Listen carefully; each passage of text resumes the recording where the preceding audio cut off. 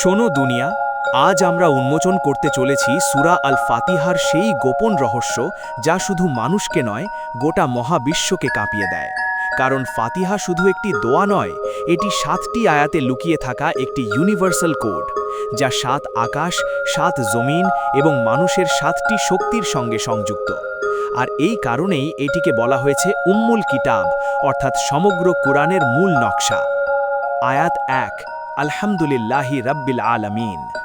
কৃতজ্ঞতা সৃষ্টির ভিত্তি শক্তি, প্রথম আকাশ, প্রথম জমিন, প্রথম শক্তি, সব কিছুর শুরু আলহামদুলিল্লাহ, সমস্ত প্রশংসা আল্লাহর জন্য দিয়ে হয়।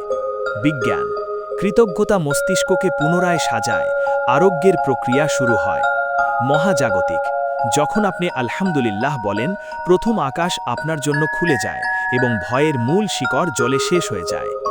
আয়াত 2, আর রহমানির রাহিম। রহমা করুণা বা দয়া, হৃদয় সম্প্রসারণ শক্তি।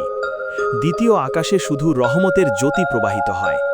মনস্তত্ত্ব দয়া সহানুভূতির সার্কিটকে সক্রিয় করে, যা মানুষের ভেতরের সবচেয়ে শান্ত শক্তি।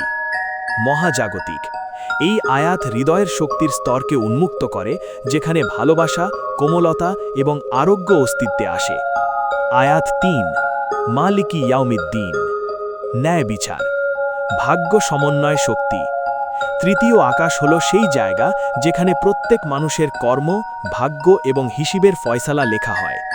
দর্শন সত্যিকারের শক্তি সেটা নয় যা আজ দেখা যাচ্ছে, সত্যিকারের শক্তি সেটাই যা কিয়ামত